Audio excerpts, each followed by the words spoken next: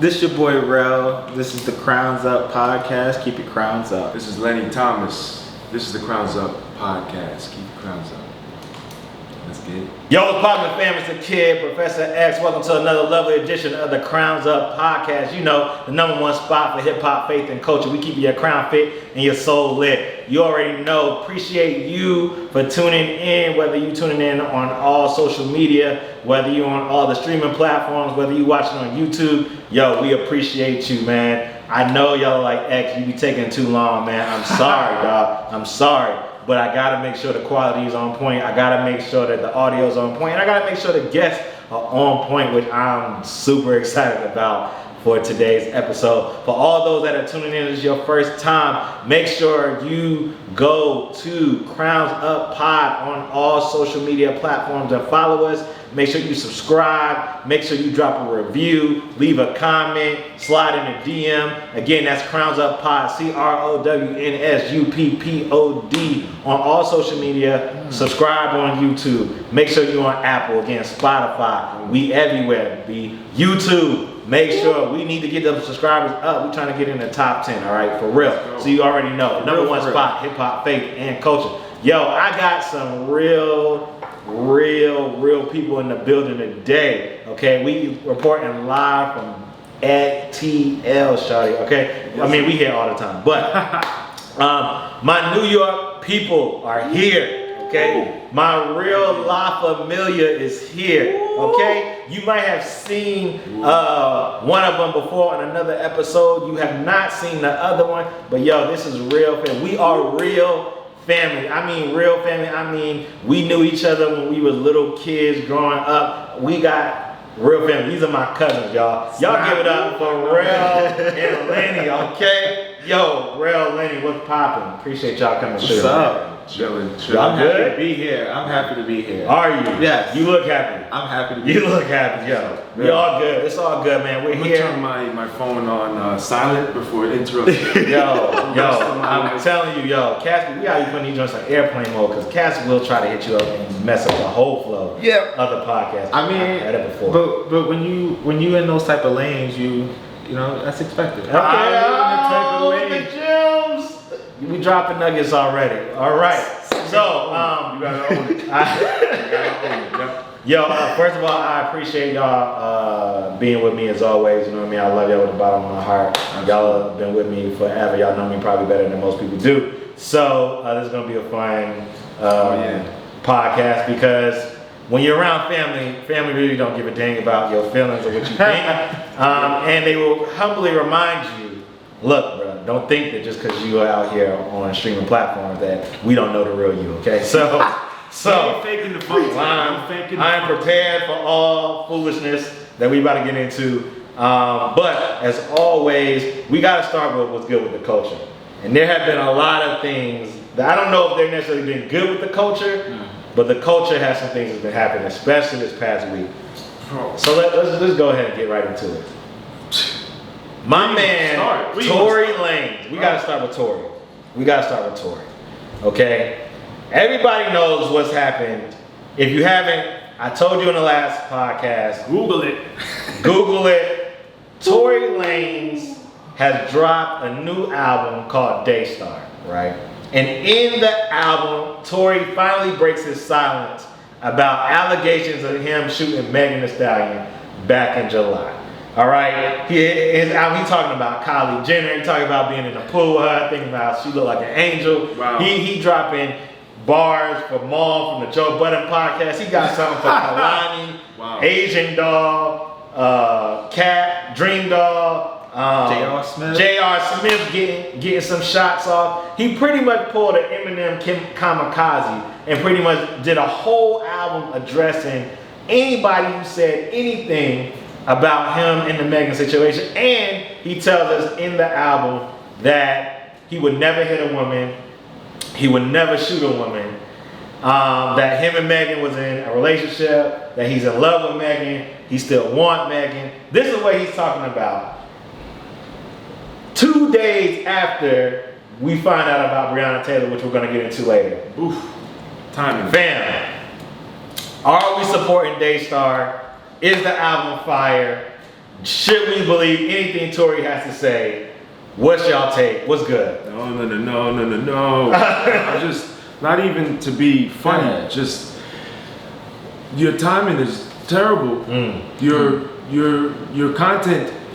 It's none of our freaking business, bro. Did you do it? Did you not do it? Do you know the truth of the situation? That's what we want to know. And just mind you, he never says. You never. No, Yeah. He doesn't explicitly say no. I did not shoot Megan. Yeah. So, bro, we don't air dirty laundry on publicly, bro. We need better than that. That's wild. You're wilding. You're wilding, man. For what? For clout? For cash? Y'all are rich and hell. That's ready. Like already. What more do you need? Especially during this time. Especially during you gotta do better than that. That's crazy. I think that's crazy, man. All right, so You bugged out. I'm gonna keep it real. Yes. Keep it a buck. Let's go. So from the jump, when I heard about the Meg situation, I said, "Damn, I feel bad." Like, anytime you hear about somebody in that type of situation, I was like, "Oh." And then a couple of days later, I think it maybe like the week later or something like that, it came out that Tory was involved in this. Now, mind you, I don't stay up on celebrity gossip. Like, I find out about it because people that post it, and I have to just put the pieces together. And sometimes go and ask friends and stuff like, "What's this about?" Right. So the moment I heard Tory Lanez was involved in it, I said, "Oh no, this is about to be messy." So I'm going to completely retreat from this entire scenario and conversation. Yeah. Like, I didn't repost about it. I didn't get into any conversations about it because I immediately knew it was going to get messy. Yeah. And here it has now gotten messy because he has now put this album out. And I said this last night on my Instagram story. I said, honestly, he has to have space to tell his side of the story. Yeah. What an album probably not have been the best vehicle to tell that story. The whole album. The whole album. I haven't listened to the album, but yes, I hear the whole album is about. I don't know how many tracks is on the album. Wow. 17 tracks on the album. I listened to one track that was sent to the group chat, my guys group chat, and I said, okay, I'm gonna listen to this just to see what this side of the story is. Yeah. I have never listened to a whole Tory Lanez album before, so I wasn't about to pull this one up just to hear the story. So it's just like, I do think we have to realistically give him space to tell his side of the story. Maybe not in this way, like I said. Yeah, but, I respect that. We do have to give him space to tell his story. Yeah, so 17 tracks. 17 track. Okay, so It's crazy, though. I'm going to try to compartmentalize my answer. Okay. Ooh. Number one, sonically, the joint is fire. Sonically. Really? Sonically. The tracks that I have heard, tracks. the Uber driver yesterday was playing it in the car. Yeah. I thought about asking like, I don't really want to hear this, but like, I'm not gonna tell you what you're doing in your car. Right. Sonically, the album is fire. Sonically, the beats, his flow, his delivery, bars. the bars, like Really? sonically. I'm not trying to. And people, dope. you might try to kill me for bigging up that, but I'm a hip hop fan. Okay, I have to. Sonically, the album's fire. What's the track that I heard? That's Go what's ahead. so- Content wise, That's what's so heartbreaking about what you're about to say. right? Content wise, I don't know if we needed 17. Most people, you get one track out of them. They're gonna address the issue, I right? can't wait the whole. I can't wait. But granted, he's been away. He probably when something like that has been done to you, when people are sitting there demeaning your character, they're sitting there trying to tear you down. You got a whole lot of animosity to get off your chest. Yeah. You know what I mean? And as a creative, you know what I mean? The best form or way of doing that is putting pen to the pad, and you just got days upon days to just. So I'm not gonna speak for black women, but I'm gonna create a space for black women. Of course. because we have to realistically put this in context. And again, I only see this shit because people post it. I kid you not. Like, I don't follow these pages. But Meg didn't come out until a few weeks ago. Actually spoke on it in real direct terms. Right. It was a while before, from July when we heard. It took maybe a month for her to actually address the issue, and she did it on Instagram Live. Yeah. Okay, so I don't know timelines. I just know at some point she did come out and say it. And it's like recognizing that she is the victim. Of course. And so she hasn't put out no album, Nope. 17 tracks. No. She did this one Instagram live and you know, spoke on the feelings and spoke on the hurt. Yeah. Spoke on, you know, what she felt like was the situation. So again,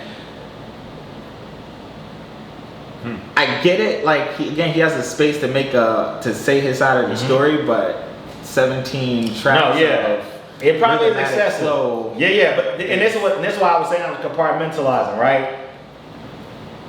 He needs a space to be able to share his side of the story. There's the three sides everybody says to his story. There's their side, the other person's side, and the truth, right? You know what I'm saying? Megan says that Tory shot me. Tory says, how did I shoot you? Or how you get shot in the foot? You ain't get no hit, no tendons. You ain't got no injuries. I shot you if you was facing the other way. Like, what's going on, right? I don't think that an album was the best way of doing this. Yeah. This is why, because people have been jammed up in the court of law because of what you've said on an album. The hip hop police is real, and they will use your words. That's why your Miranda rights said you have the right to remain silent. Anything you say and do will be held against you in the court of law. You say he might get himself thrown in jail. He could get himself jammed up. He's gonna jam because of what he's saying. Now, granted, he doesn't explicitly say I did not shoot you. He does say, look, I love black women. My mom's a black woman. He dancing like Michael Jackson on stage of Motown 25. Okay, he is sitting there and not necessarily saying he didn't do it. He says, yo, what I did do was messed up. I didn't do what everyone else is saying that I did. But I messed up. And he admits that. Whatever it was, he messed up. Now, apparently there's 4 people that's in the car that day. That means there's 4 people who know what really happened. 2 of those people are Megan and Tory. I don't know who the other 2 people are. I think that I don't believe that it was right timing for this. Especially because of Brianna. Yeah. And I don't think that you should be capitalizing off this very real life situation in the state that we're in. Now, also in the album, he addresses we need to be unified, Black Lives Matter. We don't need to be doing all this stuff. And granted, we are all complex people. You know what I'm saying? Fuck the label though? Huh? Didn't he say fuck the label? I think he said F Rock Nation or something like that. But I don't know if he signed the Rock Nation. I don't know what the situation is with Tory is. But apparently he got his master back. He talks about that in the story. I mean in the album. I think again,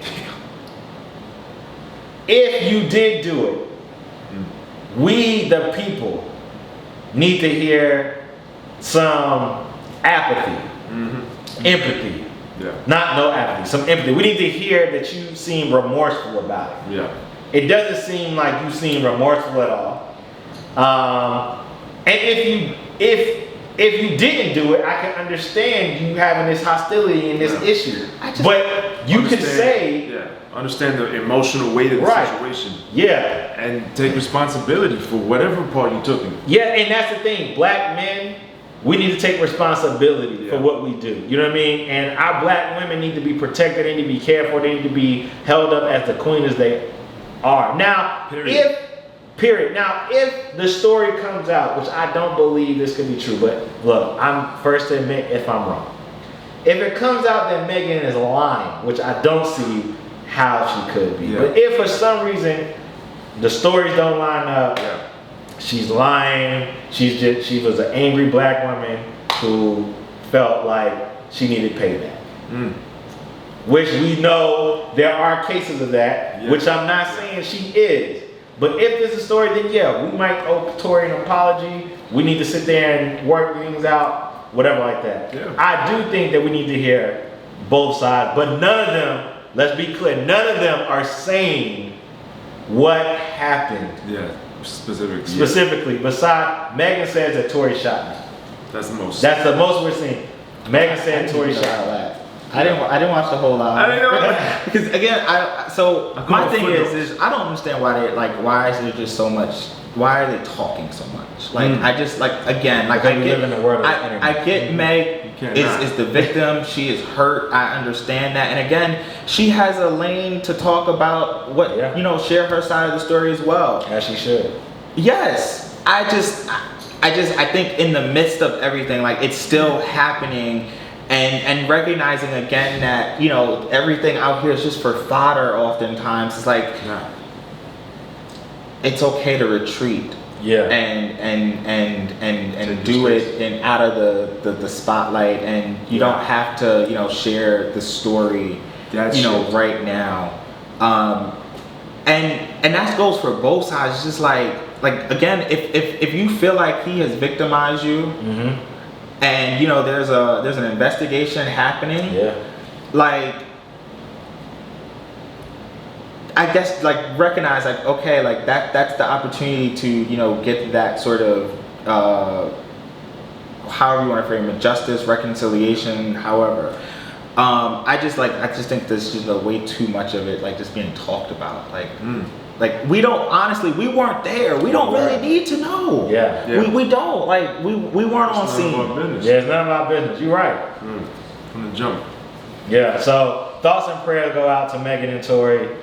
I pray that something good comes out of this, right? You know what I'm saying? Well, I don't even know if I want justice. I heard the love song in the Uber yesterday. I heard the love song, and I said, shit, this is a nice ass love song. See, I'm saying, and that's the thing. I just was like, God damn, this is messy. And see, that's the thing. I think we're also, not putting into play when you're in a relationship or a situationship, whatever the shit was that they were in, and there seemed to be some feelings on both ends. That's where things get kind of tricky. Not in actions being justified, but in reasoning and rationale for why things may be playing out the way that they're playing out. Because of relationship. Because of the relationship. You know what I'm saying? And so, I pray that both of y'all get healing and wholeness. I pray that some good comes out of this. And I guess we'll just stay tuned for whatever happens. You know what I mean? I don't want to see another black man go to jail or be dead. Yeah. But at the same time, if you're sitting there causing harm to one of our own, I'm not okay with it. Yeah. You know what I'm saying? That's fair. So and speaking of causing harm, man, the black community, the black delegation, we took a hard loss this week. We knew it was coming though. Yeah. But we had hope. There's some of us that had some hope. There were some of us that had hope. For those that don't know, you always try to have a little bit of hope, but it's damn near impossible because of history. Yeah. For those that didn't know, a grand jury indicted only one of the 3 Louisville police officers who fired shots in the March 13th death of 26-year-old Breonna Taylor. For the missed bullets. Yes. For the bullets that missed. Right. So, Brett Hankinson, who was fired from the department in June, is charged with 3 counts of first-degree wanton endangerment for blindly firing 10 shots into Taylor's apartment. None of his bullets struck Taylor, but they pierced the walls and entered neighboring apartments. So pretty much, he's being charged for missing Breonna and shooting into the neighbor's apartment, which some memes on social media have said the wall has had more respect than a human life. Officer Jonathan Mattingly and Miles Cosgrove, who shot and struck Taylor, were not charged. Wow. You know what I mean? Like, what are we to do with this? We waited 190, I don't know, it was 93, 94, 95, 96, 91 days for justice, and we still have not received it. Her family is missing. Oh, mind you, the reason why they say they did not indict these officers, or they didn't charge these officers, is because her boyfriend shot first. So it was self-defense. So they come with a no-knock warrant. They bust into the apartment. He's defending them. He shoots. They unload. Breonna dies. They don't charge the officers for self-defense. Oh, that's disgusting. But the case is messed up in the first place because the warrant that was issued was out of date. They had a warrant in January. The person they were looking for Brianna was no longer with or engaged with. Like, they were broken up. He was in custody Already. already. Yeah. So the superiors, whoever it was, they aren't being charged. No one's looking after them. No one's going after them. What's our feelings? What do we do with this family? Like, where are we at with it? Are we surprised? Should we be surprised? Should we be angry? What's our course of action? To be black is to be angry in this country. And if you're somehow not, I tip my hat to you. That's an impossible existence for me. This Isn't that what James Baldwin said? That sounds like a James Baldwin line. it does. It's along those that's, lines, That's yeah. my guy. Oh my gosh. To be African American is to be without memory. Because I was actually gonna make that my signature. I gotta find it. I do have it somewhere. That's a good signature, yeah. My thoughts on it are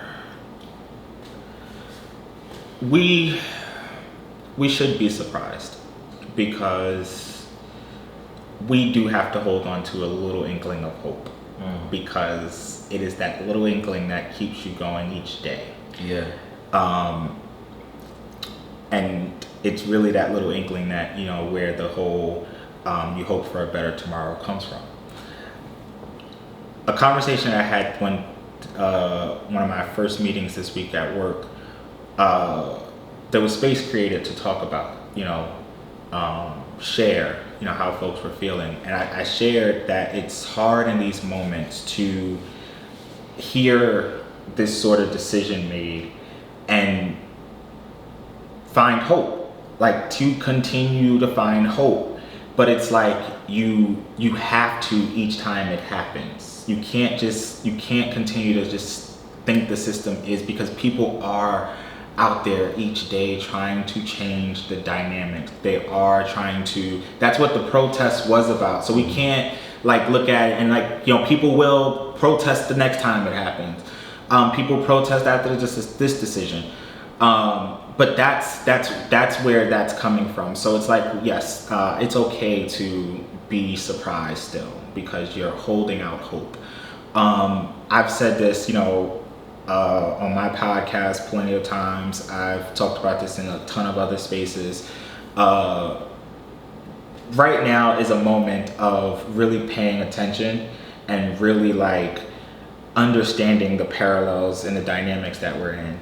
As a country, we're literally on the brink of anarchy. And it's scary to think because of the history that we're taught that this place, this country could be falling in line with some of the other places that we've deemed failed or unsuccessful, our enemies.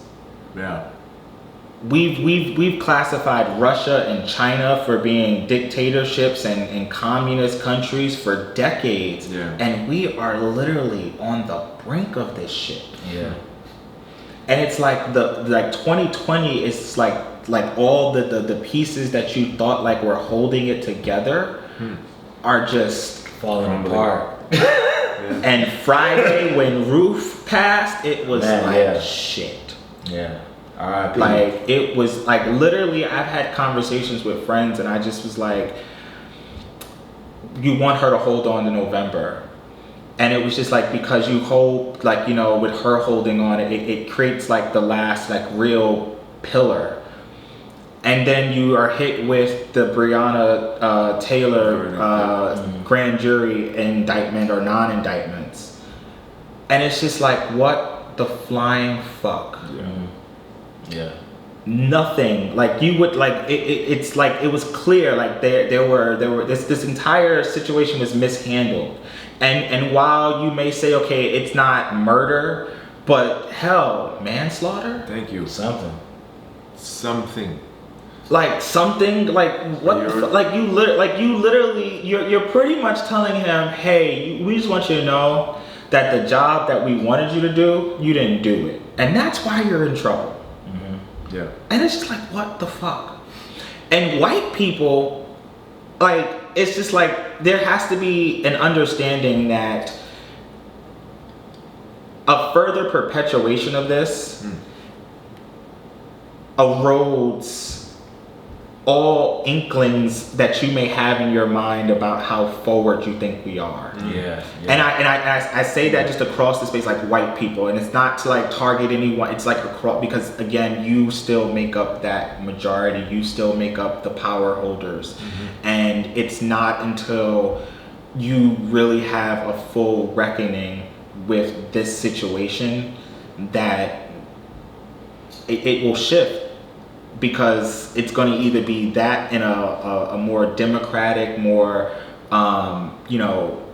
professional manner, or it's going to be another fucking civil war. Because like it's like getting to that point. And the crazy part about it is, it's not even a civil war just on one particular thing. Like the first Civil War, people say it was about slavery.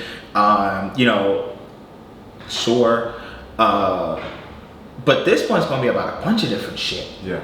There's no single purpose. Like everybody's mad. Like everybody's mad, B. It's like, but like people are pissed off. Listen, black people. November 3rd is coming, and I don't.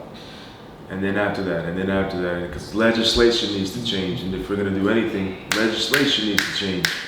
What he said, this stuff that we didn't learn about in school, unfortunately, and these kids are being forced to go back to school. Why don't we teach them how to be, upstanding citizens instead of focusing on these subjects that you would never have to do again in your life? Can't remember the last time I did an equation. I remember the last time. I remember the last time I signed a check. Right. I remember the last time I paid off my credit card debt. I remember the last time I teach me that. Mismanaged the relationship because of some stupid habit that I didn't know I had in my genes because my father one time, blah, blah, blah. Yeah, things that should be taught in school so that people can have a chance to, not live in a system college on the elementary level. Like through primary. Like I'm serious. Like the things that you learn on the college, you take humanity courses in college. Like why aren't we really teaching humanity courses in the primary, middle school? Like why can't it be brought down? Like again, we were talking about this earlier, and just we're in this moment of shift. And it's just we can redesign the system. Yes. Yeah. We really could. If we just have to. Yes. November 3rd. That's what I'm saying. We have to. It has to. That's the starting point. Redesign the system. Yeah. It's multiple voting. It's layers. It's layers. It's continuing. It's still continuing these protests. Honestly, it's a marathon. Yes, it is really a marathon. Yeah. It really is, and that's again. I guess that's where again being surprised because we are running a marathon. It's just we have to keep running it. So it's each time it's a blow. It is a blow. Yeah. But. And we can expect it to some extent. We can expect there to be hurdles, and we can expect there to be those things. But we're running this marathon and really trying to change something because we cannot. It's just. Yeah, man, it's tough. I think I agree with all of you all. I think the fact that we're sitting here all the time looking for some hope, and it's kind of it's like you have a balloon, hope is a balloon, and somebody just gets a 12 gauge and just shoots in the balloon with no type of remorse, no type of anything. Regard for human life. Yeah. I think there's a daughter who's not here anymore. Yep. There's an EMT worker who's not serving anymore. Yep. There's a girlfriend who's not here anymore. There's a family member who's not here anymore, and for a mistake. And we all make mistakes. You know what I'm saying? We're all human. We all have to pay. But we also have to pay for those mistakes. Yeah. Mm-hmm. You know what I'm saying? And it's sad that we live in a country where a system is continuing to perpetuate that certain people can get away with the mistakes and certain people can't. Yeah. Mm-hmm. Because if it was the shoe was on the other foot, we have a problem. You know what I'm saying? Real quick on that, right? I saw this post that was Second Amendment advocates. You want to pause? No, you got it. Go ahead. Second Amendment advocates will talk about well, if someone breaks into my, I got a gun to protect my home. Yeah. And so if someone breaks into my home, I have the right to defend my property. Right. And it's just like, again, recognizing that there were a lot of faults in how this process went out. This wasn't a process that was like done on the up and up. Yeah. If it was done on the up and up, I think, you know, there would still be some calls for some justice. I most certainly believe that. But I think it would be a little bit more understandable to recognize, okay, like, you know, they had a legitimate investigation going on potentially. Maybe again, recognizing that no-knock warrants aren't the way to go. Like, again, calls for justice. Yeah. There would still been those there. But this wasn't done that way. Yeah. So This was sloppy as hell. what do they call it in law? Miscarriage Food from of the justice. poisonous tree. Yeah, I don't know. Fruit from the poisonous tree is like when, okay, so it started out wrong. So like when in court, in evidence when it's gained, if it's done wrong by the police officers and investigating individuals, and whatever is gained from that in the end, that evidence can't be used in court. Man. Now on this situation, it's like y'all set this up all types of wrong. Right. So recognize the fruit that bared from this is wrong. Yeah. And it's evidence to the fuck up that took place, and your fuck up now has to be justified in charges. And $12 million does not Oh man. erase or make up for what you did. And It you know, don't. it's so You know what I'm slimy. saying? It's so It's like, slimy. yeah, Throw money at it. there's no type of money that can bring back a lot. There's no type of money of worth, you know what I mean,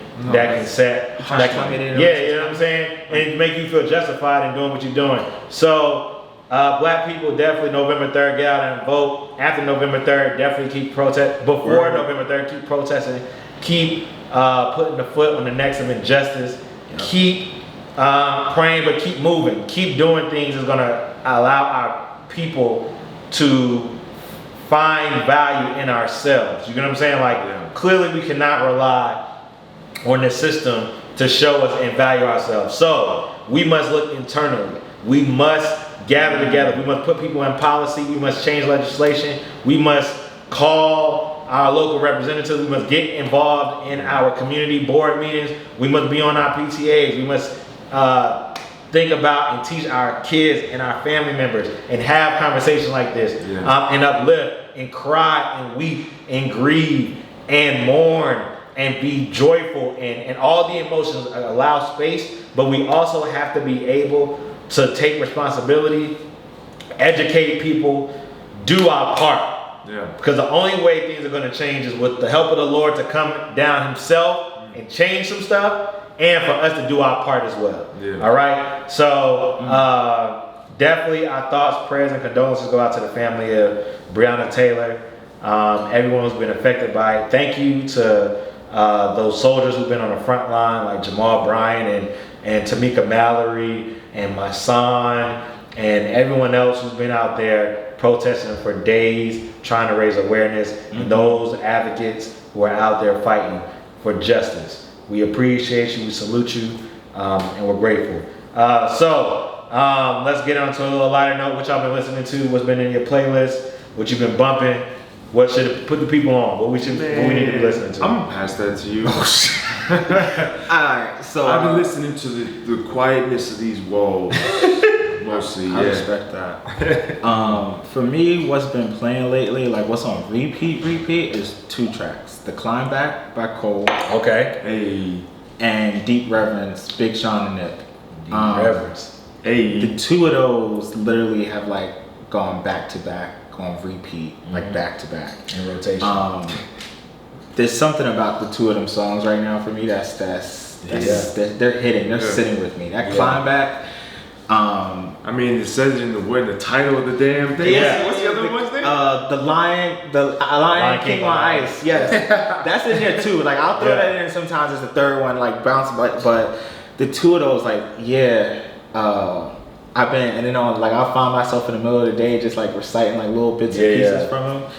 And the Deep Reverence for me from Big Sean, like I appreciate that track. Like oh man, like him and Nip on that, and then just like record, like we're not getting too many more of these from Nip. Like we're gonna catch a couple more of these features over maybe the next couple of years, and then F-rap, I'm a street legend. I'm a don cause the street said it. Block Love Me with a Deep Reverence. They got it down pat. Nil. It's just Long like, live neighborhood Nil. and he comes in with this energy, and it's just Long like, live oh neighborhood Nil. man. Alright, so I got a new song on my playlist now. Let's get Yeah, it. Deep Reverence. Yo. The climb back. Cold. I mean, it's cold. What else do we expect? Nothing but like bars. He said, I'm starting to see y'all like the BET hip hop. Awards, Y'all y'all. niggas don't want it. Why? Woo, cold. All right, for me, definitely been bumping Detroit 2. Heavy rotation of Detroit 2. Yep. Yes. There you Yes. go. Yes. There you go. Get it out. As soon as the track play, you like, yeah. Detroit 2 is a great, phenomenal body of work. I feel like it's the best album of 2020. Although arguably someone might say King's Dead by Nas. King's Dead is a phenomenal body of work as well. Nas, there's two different vibes. You know what I mean? It depends on what type of vibe you want to be on. Yeah. You know, I describe it, if you want to go ride in a car, you know what I mean, and you want that introspection, go listen to King's Disease by sorry if I messed up. King's Disease by Nas. It's great. He dropping some gems. Talking alkaline water, you know what I mean? Nice. He getting on his stuff, you know what I mean? So can I put y'all? He got a joint with the Firm, so AZ, Oh, wow. Cormega, Foxy, called Full Circle. You know what I mean? Speaking of Full Circle, and then Detroit 2, you know, Sean got a joint called Full Circle with Diddy. He got some joint. He got Guard Your Heart with Wale and Anderson .Paak. He got a joint called Still I Rise with Don Kennedy. He got Deep Reverence with Nip. He got joints with Travis and Young Thug. And The album is hot. And the album is fire from the back. So if you want to work out, I work out the Detroit 2. You know what I'm saying? Detroit 2 keep me like, you know, my favorite tracks on there gotta be Harder Than My Demons and Respect and Wolves with Post Malone. I think I like that song. Deep Reverence has got a different, it got a different like type of, you know, because he's talking about mental health and losing a baby and dealing with stuff, you know what I mean, that most people, you wouldn't expect that from Sean, you know what I mean? And I think not only in his climate, you see his lyrical prowess at an all-time high, but the content is like, especially during the pandemic and stuff like that. So if you ain't bumping Detroit 2 or King's Disease, or of course, the 2-piece by Cole with the Climb Back and Lion King on Ice, you might be asleep. I'm gonna drop a gem in here because you mentioned Nas, and it made me think of From King to a God by Conway. Yeah. From Griselda. Yeah. Oh yeah, Conway got it. I haven't heard Conway joint yet. I think it's called That's it. Fear God. From King to a God. Okay, yeah. And when I tell you, it's nothing but bars. I expect nothing Like less. this is a bar album, and I feel like there's a track that he has with Nas. Or one of the tracks or something like that. Yeah. But that's why I thought about it. But this is an album, like if you want to hear like some music where it's just gonna be like straight jab, jab, jab, jab, jab, haymaker, jab, jab. Like Right. go listen to this Conway album. Yo, Conway, shout out to Conway and Griselda and everything they do. Benny the Butcher, See how they hooked me West up? Side Gun, Yeah, West Side you know Gun, what I'm yeah. saying? Oh. Conway the Machine, shout out to them. You could put one of their tracks on and work out to it. You Like, could just too, work out to the yeah. radio. It's great. Yep. It's great. So shout out to those. Go get that new music if you don't have it already. Right now we gotta get into the coming crossroads. up right now. I'm coming Hey up. man, that's what family here for. Right now we gotta get into the crossroads segment. You know that's the segment where we talk about an issue of faith that the millennial generation or anybody of that matter is dealing with. And I thought these two philosophical men would be great to dive into the next question. So I've been seeing a lot of talk on social media and friend circles and just people talking about manifestation and manifesting. And it's not a new concept. However, I think just like with most things, it's becoming a lot more popular.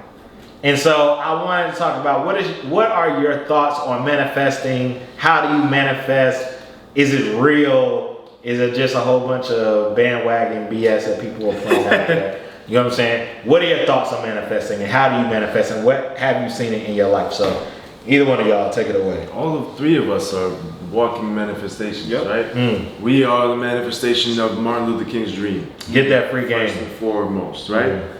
I mean, even before then, we are originally from Africa, right? So we are a manifestation of kings and queens over there. Yeah. But as an individual, oh yeah, manifestation is what your gut is. It's that intuition. It's the thing that we're not taught about in school. And I'm gonna keep bringing this up because it's Go ahead. It's deeper than you can't break it down to mathematical fractions. It's an occurrence that you will constantly go through, and when you tap into it, manifestation can happen, right? Like I'm in the space I'm in because I literally wrote down, physically and emotionally felt what it would be like to be in the shoes that I'm in, and it's not a coincidence that a year before I put a date to it, it happened. It's not a coincidence. I don't believe in coincidences.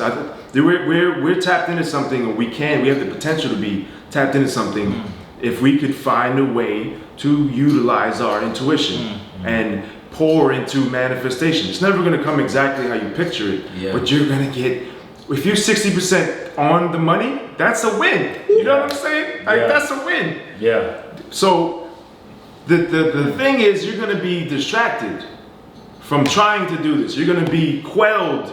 Your hunger for it is going to be satisfied with things that don't matter. So you really have to focus and like a lot of times cut a lot of stuff out. Facts. Like one of the reasons why I don't listen to music or seek music is because it pulls me from other areas that I need to pour into. When my people put me on to shit, that's when I know about something. You know what I mean? I'm not a seeker in that, but I'm a seeker of. I mean, you see me on TV. You know what I'm saying? Like, so boom. Talk about it. And that's how much energy and attention needs to go into that pursuit for me in order for me to have that thing. That's that manifestation. It's, oh man, and it's what you call it, you have to recharge it. It doesn't recharge itself. You have to find inspirational things to keep you going. You have to challenge your creativity. You have to put your ass to the fire, like be uncomfortable. Make being uncomfortable something you love to do. And understanding that that's exactly where you need to be and having peace in that. It's a practice. You will not wake up and do it. You gotta grind. But look what you got if you you know, if you pour into it. You know what I mean? Look what you could share, who you can meet, the life that you can build for yourself that's bigger than just you. Because if you're just living for you, what's the point of manifesting? You know what I'm saying? Talk about that free game. Yeah. Also, shout out to Ruthless on BET Plus. Go check out my cousin being a star role, okay? Woo. I can't wait to get back to New York to watch this and just being honest. Bars. Spit right now. Free game. All right. I have it lined up. Like, when I get back to New York. So, manifestation and manifesting. This is a really good, interesting topic because I think, like I said, there's been a lot more conversation around it, particularly on social media, and I think it's real. I think, as an individual, I oftentimes, manifest things like, to myself. Like, so you asked, how do I do it? So for me, it's oftentimes like having conversations to myself. That could be in the shower, that could be walking down the street, I'm having a conversation with myself. There's prayer. Like, there's between the relationship I have with myself and God, like I feel like, there's prayer conversations. There's that appreciation, and I'm gonna get to the third one in a second, but I'm gonna backtrack because like recognizing like somewhat what Lenny was talking about, it's like in ourselves, like it takes recharging it takes pouring into it. Like I think about like where I live at now in Manhattan, and like strangely enough, like as a kid, like I always wanted to have a Manhattan zip code, and I always wanted to these are just odd things. I always wanted to have a Manhattan zip code. My girlfriend also wanted to have a Manhattan zip code. And the other thing was, I always wanted an apartment where I didn't have to put the letter. I wanted just straight numbers. And those were just always thoughts in the back of my mind as a kid growing up and like living in New York City. Those are just things that I wanted. And when this opportunity came to move to Manhattan, I wasn't anticipating it at that moment, but when the opportunity then presented itself, what became the thought in my mind was, I need to make this happen. So I then at that point started having conversations with myself repeatedly, ongoing, to put this plan into place, think it through, and execute it so that I can do this. I can move whatever needs to be moved. I think about like other silent victories that I've had, like, right now managing, 2 jobs, like, 2, heavy, jobs, and, pushing along, in those 2 capacities. And it's like, to me, sometimes those manifestations, those victories are silent, and sometimes they're outwardly. Yeah. Talking about like, you're not just always doing it for yourself, but there is there. And then the last one, interestingly enough, the action, something that the last episode of my podcast we talked about this was manifesting through masturbation. And like the thought and channeling process, like that you are, like, you can meditate, you can focus, like you can hone your mind and your intentions. And it's again just like repetitively recharging, like focusing on that thing that you want and like preparing yourself to get there. And it's just like, when you put all that together, when you are able to like really like line your chakras, as some would say, it's just like, yo, it's powerful. You move mountains for yourself. So recently what that has become is nothing's impossible. Who's to tell you can't have it all for yourself? It's not impossible. That's dope. Yo, I hope y'all getting these gems. I think I'll be getting them gems. I do believe manifestation is possible. I think manifestation is real. I am a disciple of Jesus, so I do believe that God said let there be, and it was. That's manifestation. You know what I'm saying? God also tells us that He's within us, so that means that we have the power and authority that He has to be able to do things.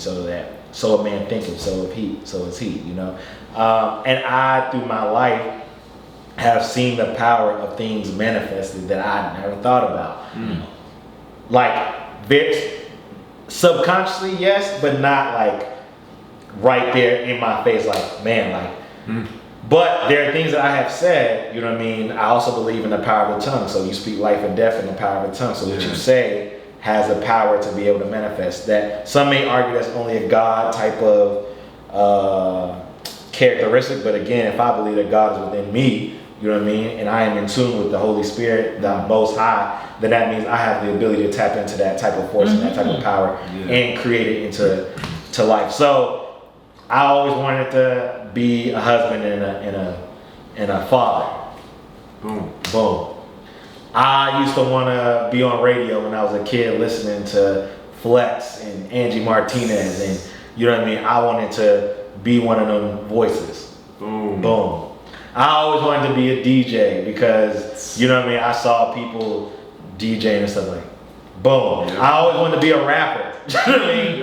I wanted to work in politics. He wanted to work in politics. He wanted to be an actor. You know what I'm saying? Like, I wanted to not be poor anymore. And we're putting these things together. Boom, and it's happening. And so I do believe that there is something in your mind, and there's a mindset that you must have. And Scripture tells us if you meditate on the word day and night, you know what I mean? There's a reason. So if you're meditating, or if you're, and also Scripture also tells like, be not transformed to this world, be renewed by the renewing of your mind. No, be not conformed to this world, but be transformed by the renewing of your mind. So what you think about constantly, like, will come into practice, and your world will start to surround yourself with it, right? So if I'm sitting there and I'm thinking about wealth, I'm thinking about health, I'm thinking about goodness, joy, I'm thinking about all these things. These things are going to come into my world because this is what my mind is thinking about. Just as much so, if you go on the opposite end and all you're thinking about is hate, you're thinking about death, you're thinking about, oh, woe is me, how bad things are. Your world is going to conform to that as well. You know what I'm saying? So I definitely think your mindset has to be a certain way for it to manifest. But I also think that timing is important. This is something that I have a hard time with myself. Being patient, you know what I mean, for the manifestations to come and be a reality is difficult, especially in this microwave generation that I've currently been blessed to be in where everything is instantaneously. Yeah. Instantaneous. And also in a world where you're looking and you're comparing yourself constantly to the next person. Yeah. You could be comparing yourself to the family. You can sit there and say, oh man, I'm not living in Manhattan. I want me a little skybox type of apartment. Or no, I'm not on TV on Ruthless. I want to be goddamn. But here's what's better. Here's a better mindset with that though. Right. Use that. Let that be the perpetual thing that propels you into it, right? It doesn't have to be a negative, oh man, I want that though. It should be, oh man, I want that. Let me get that for myself. I can have that too, because he had that. Exactly. You know what I'm saying? But that goes back what to you could do. That goes back to one where what your mindset is, but that also goes back to recognizing that patience and timing. Everything is perfect in God's time. Like how He orchestrates things, whether you want to call it the universe or whatever like that. I'm not getting into that, but like you know what I'm saying, like. God maneuvers things in a way that is perfect and orchestrated that we do not understand. His ways are not our ways, His thoughts are not our thoughts. So we don't know why I had to go through this or had to do this or I had to wait in this particular time. You know what I mean? To get this over here. But when it comes, right, our faith put into action leads to manifestation. You know what I'm saying? Yeah. That's why I said a man don't work, he don't eat. You know what I'm saying? Also, but then this is what I want to say. I feel the spirit. I feel like the next thing is like the grind and execution. Shout out to my man Eric Thomas. Execution. Grind and execution is pivotal to manifestation. You cannot manifest anything until you put the work, sweat, tears, and actions to it.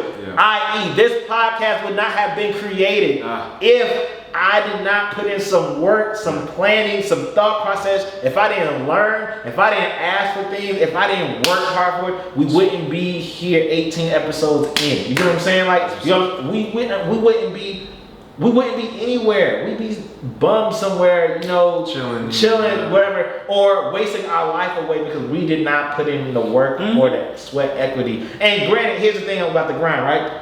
So in radio, you got to do this thing called air checks, right? It's pretty much audition tapes for people to sit there and, you know, approve that you're worthy to crack the mic. So I've been working on mine for like a year, right? I sent it to my boss. He's like, yo, you still got some work to do. You're not ready yet. You got to be more personable. You gotta short and sweet. You sound like you yelling, you screaming. And I was like, and at first my first initial was like, okay, and it hit. Yeah. Your ego gets, you know what I mean? You start getting disappointed. You start questioning. You start doubting. Like, is this really what I'm supposed to be doing?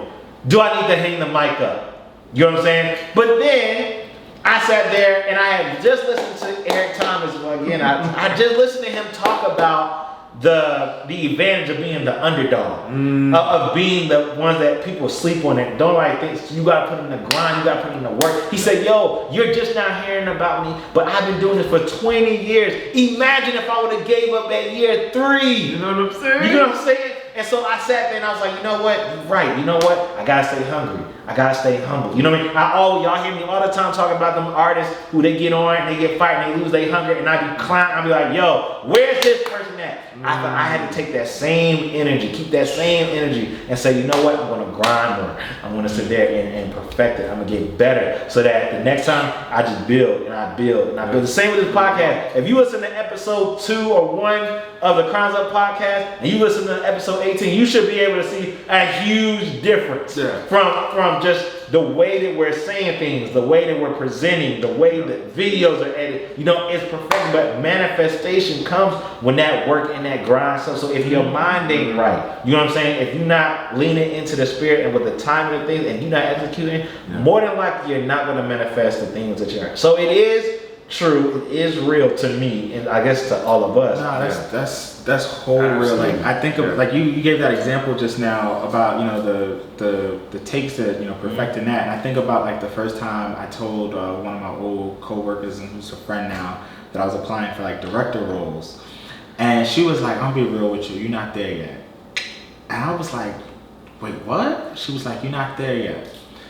And like you said, like the ego takes it, but like I took that. I like criticism, because what that did was that I think about that even now. Like I have a director's title now. Yeah. And even when I'm applying to new jobs, like I'm thinking about her saying that, and I'm using that as fuel and as energy to craft this cover letter that's going to be dynamic, that's going to be fired. Like I was telling you this before, it's just like it's going to be like, oh, I want him, and like, and I've had that, so like I continuously use it. So like, like that. Yeah, that it molds you like it, because like I said, that you have to constantly be thinking about it. You have to, kind of be grinding your own gears and churning it, and like pushing yourself, like you said before, like pushing yourself, against your fears. Yeah. Because like I could have taken that and been like, oh, dang. Yeah. You could have been deflated. Like, and I knew she didn't mean no harm by ass to kick. That's another way to look at it. We're cool. Like I said, we're friends. Like we were friends at that point already, and like so, like she was looking out for you. She was, and like she was like, "You're just not there. I don't think you're there yet." Because here's the thing. The other thing about manifestation that I don't think we like to hit, right? What if God gave us what we wanted, when we wanted, and we wasn't prepared? That's fair. There are bars that people say that's like, yo, don't get put in a position where your character can't keep you or something like that. You know what I'm saying? Like, so let's say we don't talk about that. Right. Let's say that I did get on air. You did get your first role that you ever shot your shot for. You got that first job, that director position, and you squandered it. You crumbled under the pressure. You let all these external things affect your mentality, your character, and you as a man or a woman, as an individual, was not developed enough professionally or integral. I don't know what that lead was, but you don't have the integrity that you need to maintain this level, which position that you've been placed in, right? And we've seen that. We've seen people crumble. You get to the top, you gain the whole world, but you lose your soul in the process. You know what I'm saying? Like, what happens at that? And maybe things don't manifest the way they need to because you may not be ready, and it's just like a diamond, right? Exactly. So it gets cut. Till it gets cut. Oh man, it ain't worse till it gets cut. Wow. So the greatest, I think the quick example is like, oh, you business owner, you get the idea. You start, like, you get the idea where manifestation actually starts at to be a business owner. And if you just get it in that, but most business owners fail because they don't know how to manage business. So it's like thinking about it in that concept, like just because like we think about it in that instance doesn't mean, like you said, like we're prepared for it. Right. Like, there has, like, that manifestation process is also the process of getting us to that point of like, oh, okay, I'm at that point of where I can manage it properly. Going back to the first part of the man, like you're managing it properly, you're able to navigate it effectively. And shout out to everybody who's manifesting their dreams, everybody who's doing something. But if you're not and you're at stage 1, man, know that it can happen. Manifestation can occur. Your mind gotta be right. You gotta give space at a time. You gotta allow the process to be the process, and then you gotta grind and execute. Point blank period. All right. Last segment of the day. Man, we gotta get into the favorite part of this favorite part of the podcast. Top 5. All right, so top 5. This is one of my favorites because this is most of the time where we're gonna argue or debate or something like that. And because we have an actor in the building. Hey. Okay. We certified, okay, verified, certified, legit. You can find them, okay. Graham ain't verified me yet. They fronting on me. They fronting on you. They ain't just come check. It's coming. It's coming. Manifest. It's coming. It's coming. It's coming. Back. All right. So we are going to. We all like watching movies. Yes. I think we're pretty movie connoisseurs. We have critiques and stuff. So we're gonna get into the top 5 black movies of all time. Now, we all come from different ranges. Again, we're all family, but we have our different perspectives. Yeah. You know what I'm saying? We got to get in top 5 black movies of all time. I'm looking forward to this conversation. So, should we, like we did before, should we all come up with a top 5 collectively, or should we give our 5 individually? What do you think? I mean, the collectively is going to be difficult. Yeah. Right. Yeah. Because I don't even have... Like, I just had this conversation, and I just like, I don't have a top 5. Like, it's hard to choose sometimes. Yeah, like like I can't have a movie. It really also depends on the time in your life the movie came out and what it meant to you. Of course, determines exactly. Of course. But then again, like my number 1 is Malcolm X. Yeah. Ooh. Do you know what I mean? Number one, because it showed Denzel in his hot, like, he got robbed. Yeah. That was an Oscar performance. That was better than anything anyone has ever done. Like, you know what I'm saying? Like, he became homie to the point where he was off script talking for 5 minutes as Malcolm. Who does that? Yeah. Spikes was like, yeah, I didn't write any of what he's saying. He went off. He channeled this man. And it's such a beautiful film. It's such a beautiful film. It's probably one of Spike's best. Essentially, to me, it made Denzel and Spike Lee as far as like what they're bringing to the table, right? And also to go from that story, it's Malcolm X's story is it's the American dream. Yeah. You know what I mean? In the best way, because he took himself from the most harsh and negative to the most positive and beautiful and inclusive. Yeah. Right? He went through hell and then was killed for it. You know what I'm saying? So that's my number one. Okay. Number two, I'm The Wood. Yes. That movie is fire. Oh my Fire, God, I can't tell you how many times I watched Fire. that jump off. So many times. So many times. Right. It's not in my 5. If I had to create a 5, it's not there. All right. Get that. I get that. Okay. I can see it. It's debatable for me. Debatable. Oh man, White Man Can't Jump. Wow. That's like number 5 for me. Okay. Because that put Wesley Snipes on the map for me, Okay. and it was a timing thing. It was I don't know, it's the way Wesley Snipes was in that movie. He was just so unapologetically black and he whooped ass. Yeah. There's something about it in my young eyes seeing that. Yeah. That's why I love Blade as well. I was gonna put Blade up there, but I was like, nah, I don't know if that. Nah, people will. Some people will. You know what I mean? That might be number 6 because Some people do have Blade in there. Yeah. Watch that back just over and over and over and over again. So I got 3 and 4 left. Oh man, I'm gonna have to come back. I'm gonna have to come back. Yeah, that's hard to do. It's hard to do. So I really don't have like a top 5. Like I really just can't. But like if I were to pick out some of my favorites and come up with a 5, in no particular order, it would be Inkwell. Ooh. Okay. Love Jones. Claudine. Bad Boys. And the 5th one is like, I really don't have like a 5th. Like if I were to put something there, it would have to be Whitney Houston's The Bodyguard. The Bodyguard.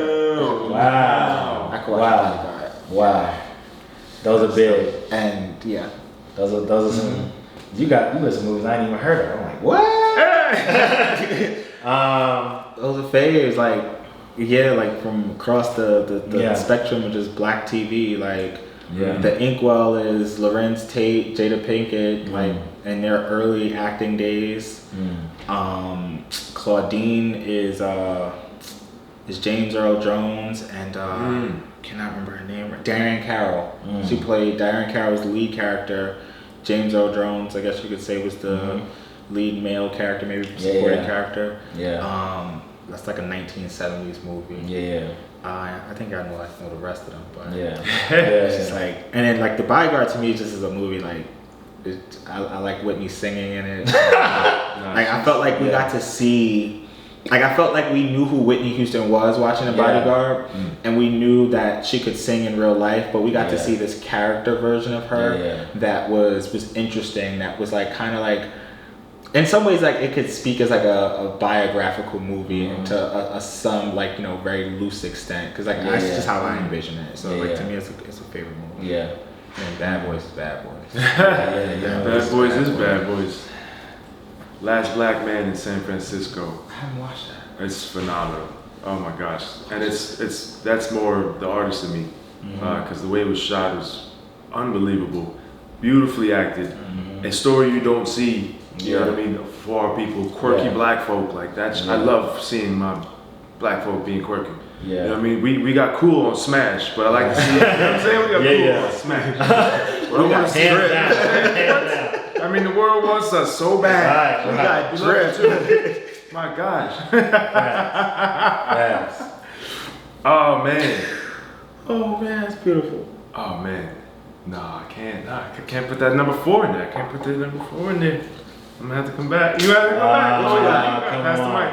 All right. Too many good ones, man. Man, as you was, I always make my list off top. You know what I mean? I probably should have thought this one out, but off top, I'm just gonna go with 5. I'm gonna have to give it to Black Panther. Ooh. Cause come on, Yeah. come on, Yeah. heavy hitters. Long live the King T'Challa. Okay. Yeah. I gotta give it to Black Panther's number 5. Like the numbers, the cultural impact, the acting, the timing, the cast, the timing, superb. The full context now too. Yeah. Superb. Full context now. Yeah. Okay, superb. Number 5, Black Panther. Number 4, I'm going to have to give it to. I gotta give it to Creed. Creed. Ooh, that was a fire movie. I gotta give it to Creed. That was a Creed. fun movie. Boxing movies in general are just. But the way Creed just came back. Yeah. Creed 1 and 2. I can't. It's hard to separate 1 and 2, but the Creed. Drago might have been better than I don't know. Yeah. I don't know. The Drago one. Because I felt the Drago one. That was the director, writer, Ryan Coogler. Right. Yeah. That's 2 for 2. He's 2 a- for 2. That's for 2, Coogler, man. like, you know what I mean? So what am I gonna do? And this is where we're gonna get real dicey. Okay. Because number 3.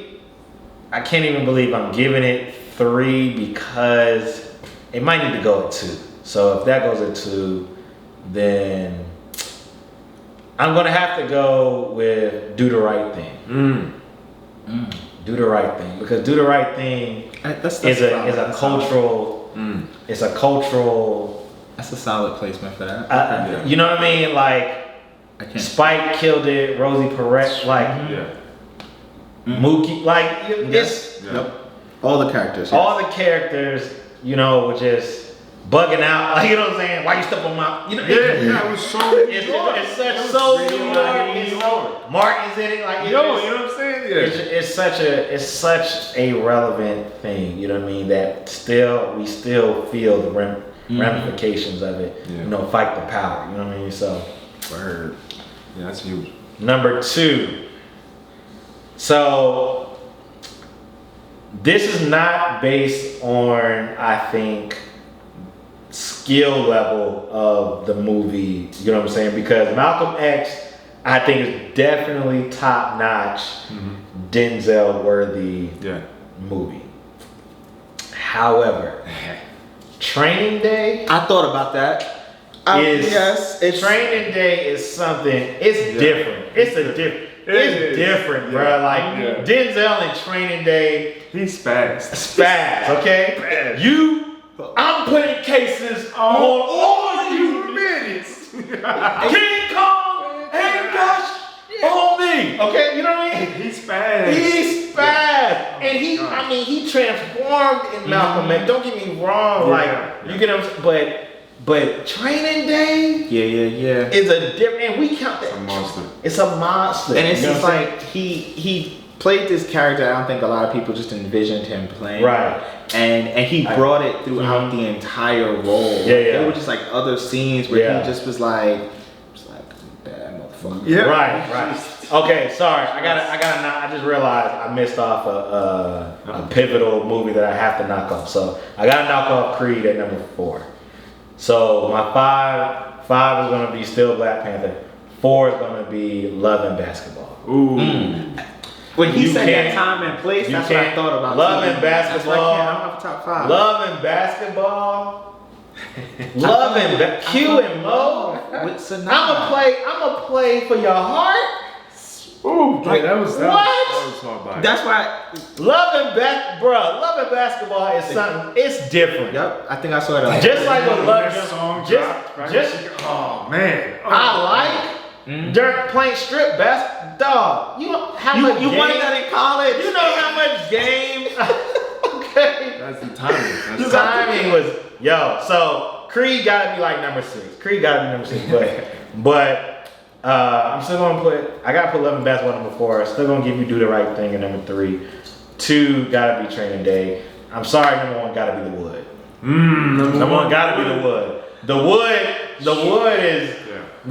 is the one. Now, Love Jones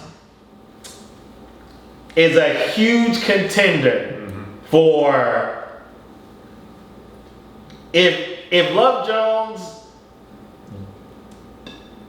I can see someone knocking off Black Panther or Love and Basketball for Love Jones. You know what I mean? And I know why. I know why. It just Love Jones. Nia and Lorenz. We ain't seen a doc besides again Sanai and Tay. Omar. Besides them, that combination, they chemistry. Brown Sugar. Right. Brown Sugar gotta be number 7. You know what I mean? Like it's so I can tell you why that is, because like with Love Jones, like the characters are a little older than like when we met the show. Whereas Love and Basketball, the characters coming of age. And like when Lenny was talking about like the fact that, you know, it's about timing, and like that's the first movie that came to my mind, because I remember like that was like my first like real adolescent movie. And it was just like I loved that movie. Like you said, Play You For Your Heart. Like, you know, the pushing and shoving like that. You know, like we were all there. Everybody wanted to be Q and Mo. Okay. Yeah, like the 3 seconds when they kissed it. Like, those were all like things that we could relate to. So I wholly understand why like Love and Basketball's on the list.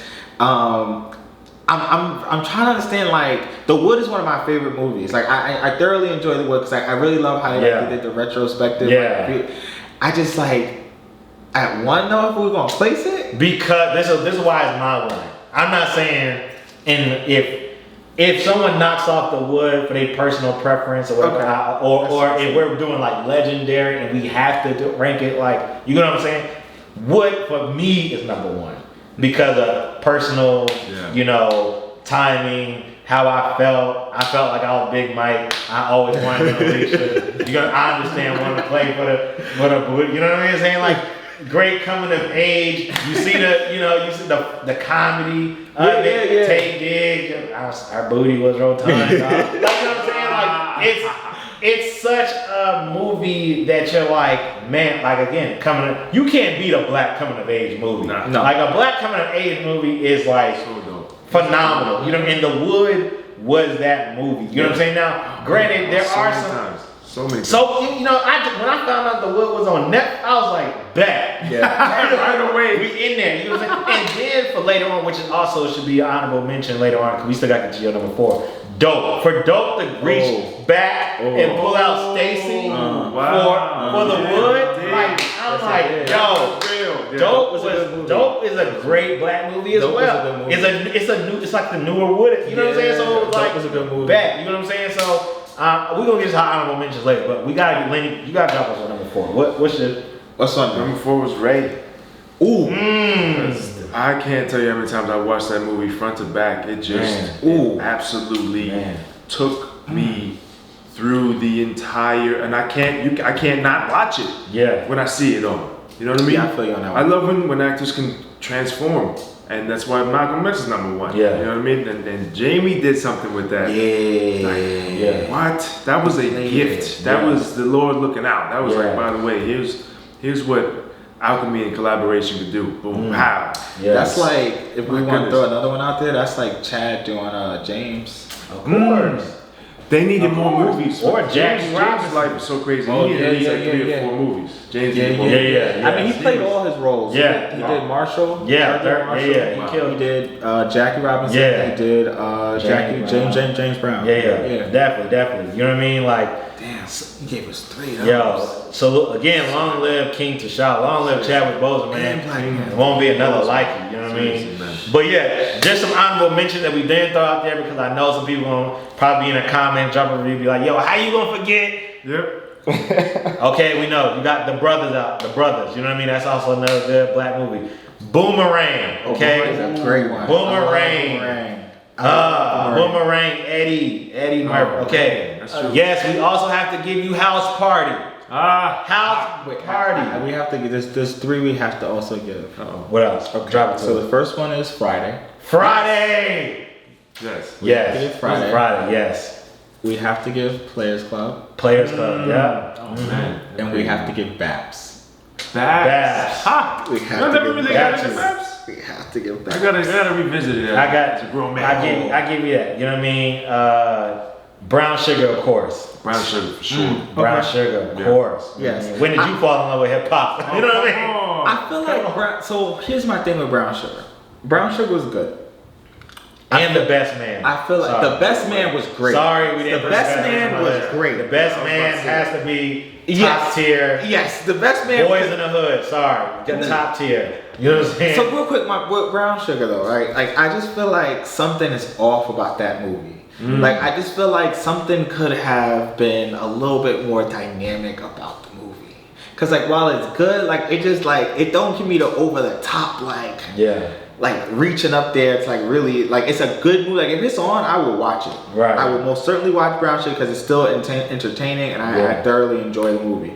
It's just something about like when it's like talking, I'm just like nah. Yeah. It's not about the stakes, maybe. You know what I mean? Maybe the stakes weren't high. Yeah, maybe. Maybe he wasn't playing for our heart. No, like I love the concept around like music. Like I'm not saying I'm not saying like maybe it was just the acting. Like I don't know. You don't think Sanaa and Tay was? I don't know. Like I just really don't. Like maybe it's just. It's hard to see them when you see them in The Best Man and then you see them in Brown Sugar. You know what it is? That's Hollywood is fixing that finally, but more black faces in. And you know what I mean? Because unfortunately, with all the black movies, it was the same actors playing different parts. It was, But it was also I realized like I would have liked them to like have more like interesting other storylines. Because they built out a lot of storylines in the movie. They had Dre and Sanaa. They had him married to can't remember her name. His wife. She was messing with both. She was messing with Boris. Then you had her best friend and the other guy. So it was like and then like Nicole Parker, Ari Parker's character started messing with the other guy.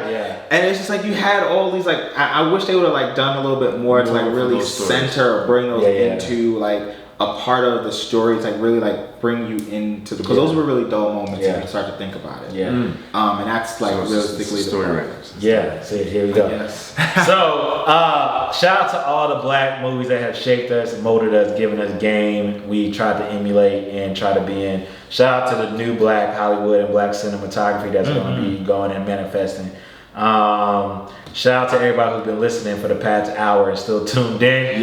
We appreciate y'all. Rel and Lenny, my family, my cousins, I appreciate y'all. I love y'all. Please tell the people where they can find you, how to get in contact with you, what they need to do. Across the board, Facebook, Twitter, IG, all that good stuff. Lenny Thomas, holler at your guy. Book him, okay? Yo, he's working, okay? I cannot wait to get back to New York. I'm so serious. Like I've watched trailers. I've read reviews. Like I'm excited to get back to New York to watch this, so I can sit down and enjoy it. So I'm really looking forward to that. For me, Everybody Mad on Instagram, Facebook, on all major podcast platforms. Everybody Mad Pod. There you go. Definitely check out the Everybody Mad Pod. I'm on there a couple of times, and we got one in the box. And it's a really good podcast. It's body and enjoying. Appreciate that. Definitely make sure you check it out. As always, you can follow me at Professor X. That's PROFEZZORX, and follow us. Subscribe. Drop a comment. Drop a review at Crowns Up Pod. That's CROWNSUPPOD on all social media, all streaming platforms. Make sure you subscribe. We need to get our subscribers up. We need to get our views up. We need to get everything all the way up. All right? So, we love y'all. Remember, always keeping your crown fit and your soul lit. It's the Crowns Up Podcast. Keep your crowns up. This was beautiful. We out. Bye, y'all.